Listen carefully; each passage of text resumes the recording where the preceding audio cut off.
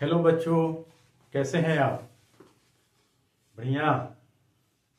चलिए, बढ़िया और अच्छा रहना ही जरूरी है। तो हम अपनी ये संख्या पद्धति का जो रेगुलर एक एक करके हम जो बताते जा रहे हैं कि वो है क्या चीज, इसके अंदर क्या क्या आएगा, उसको एक बार रिकॉल कर लेते हैं। यानी कि नेचुरल नंबर क्या है? तो ये प्राकृतिक संख्या हमारी 1 2 3 ऐसे करते करते अनंत यानी कि इंफिनिटी तक हो जाएगी। जैसे ही उसमें हमारे शून्य को शामिल किया जाता है प्राकृतिक संख्या में, वैसे ही वो एक पूर्ण संख्या बन जाती है। बात समझ में आ रही है ना? अब देखो, ये जैसे ही प्राकृतिक संख्या और फिर इसके बाद से पूर्ण संख्या मिलती है एक अलग जगह पे, जिसमें निगेटिव यानी कि ऋणात्मक संख्याओं का भी समावेश यानी कि उसके अंदर रख दिया जाता है। इस तरह से वो क्या बनता है? पूर्णांक संख्या। और उसको हम लोग किससे डिनोटेट करते हैं, यानी कि दर्शाते हैं पूर्णांक संख्या को जेड से, होल नंबर यानी कि पूर्ण संख्या को डब्ल्यू से, और फिर प्राकृतिक संख्या को एन से। अब एक चीज आप ध्यान दीजिएगा, ये जो अलग जो एक बॉक्स बना हुआ है, इसमें देखिए ये पूरी संख्याएं है, यानी कि हमारा जो पूर्णांक संख्या है वो भी है 0 1 2 3, यानी कि ये भी है, तो हमारी पूर्ण संख्या भी है। इसके बाद से 1 2 3 ये भी है, तो ये हमारा यानी कि प्राकृतिक संख्या भी इसमें है। अब प्राकृतिक संख्या के साथ साथ हम किसको बोलेंगे कि ये परिमेय संख्या है ना? यानी कि ये रेशनल नंबर कब है?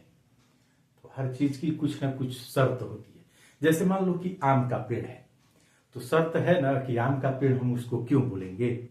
उसके पत्ता से पहचानते हैं, उसके टहनी से पहचानते हैं, उसके फल को देख करके पहचानते हैं। ये सब क्या हुई? उसकी पहचान हुई।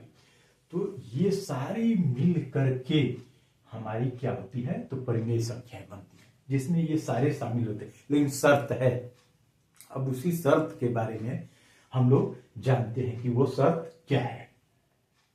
तो देखिए, वह संख्या जिसे हम P बटा Q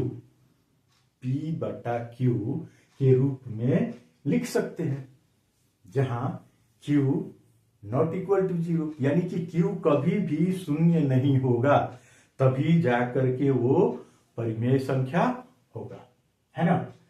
और इसी को हम क्या बोलते हैं? परिमेय संख्या बोलते हैं। अभी तो हमने आपको बताया कि इसको किससे हम लोग डिनोटेट करते हैं यानी दर्शाते हैं, तो Q से।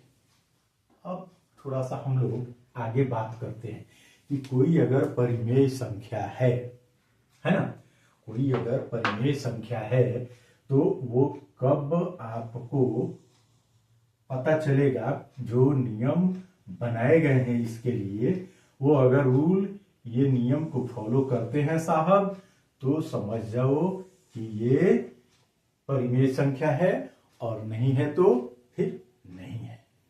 तो एक संख्या को लेते हैं, मान लो 1/2 हमने लिया, ये परिमेय संख्या है ना? क्योंकि P/Q के रूप में 1/2 आपका है। और फिर ये दूसरा शर्त क्या है कि Q नॉट इक्वल टू 0, यानी कि Q कभी भी 0 नहीं होगा, तो ये 0 नहीं है। अब इसको हम थोड़ा सा ये संख्या को अच्छा से समझाते हैं कि इसमें आपको समझ में आएगा और समझिएगा। तो P/Q हो गया ये, तो यहाँ पे P/Q कितना है? तो 1/2। अब देखिए, जो शर्त हमारा था कि ये Q यहां 0 नहीं होना चाहिए, तो यहां भी ये दिखाई दे रहा है कि ये Q जो हमारा है उसका मान कितना है? तो Q बराबर 2, यानी कि Q नॉट इक्वल टू 0, यहां Q 0 नहीं है।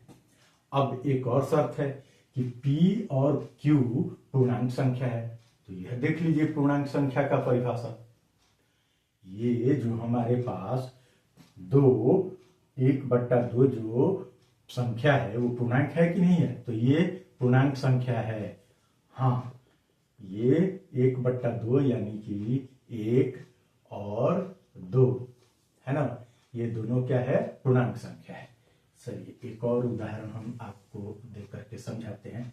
दूसरा उदाहरण है -3/4।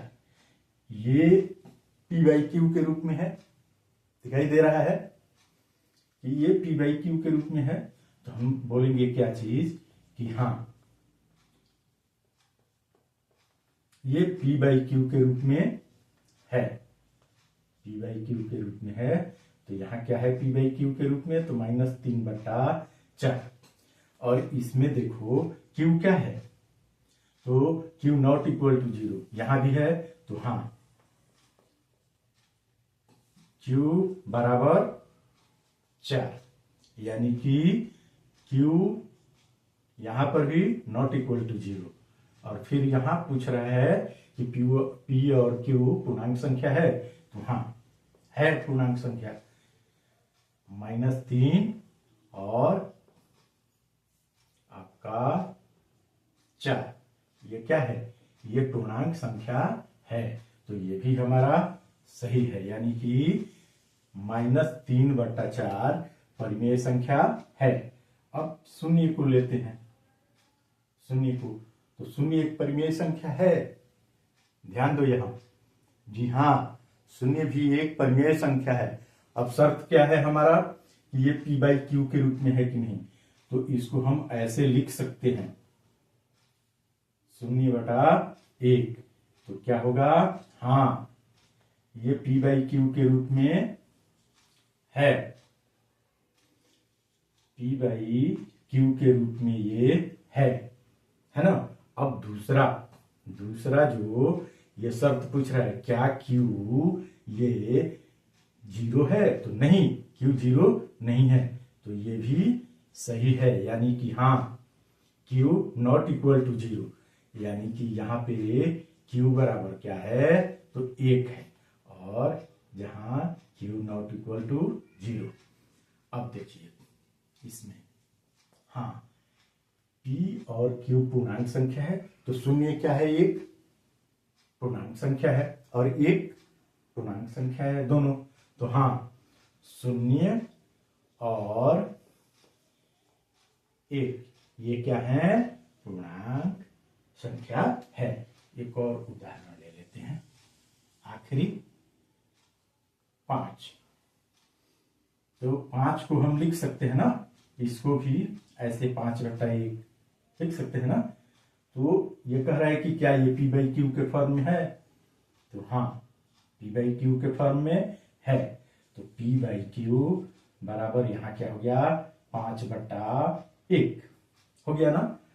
अब ये बोल रहा है कि q ≠ 0, तो यहाँ q का मान क्या है, q का मान क्या है, हाँ ठीक बोल रहे हो, 1, सही बोला आपने, 1 है। तो यहां भी q बराबर कितना हो गया, तो 1, जहां q यहां पर क्या हुआ, ≠ 0, यानी कि q का जो मान है वो 0 नहीं है। अब शर्त क्या है, ये देखो कि जो हमारे पास ये संख्या है ये पूर्णांक संख्या है या नहीं है। तो यहां देखो ये बोल रहा है उसके अनुसार, जी हाँ ये पूर्णांक संख्या है। कौन कौन सा, तो 5 और 1, ये क्या हो गए, पूर्णांक संख्या हो गए। मेरी बात को आप समझ गए ना, लिखना चाहते हो लिखते जा रहे हो, लिख लो, कोई बात नहीं, लिख लिए हो, अच्छा अच्छा, ठीक ठीक ठीक। अब चलो आगे हम इसके बारे में बात करते हैं।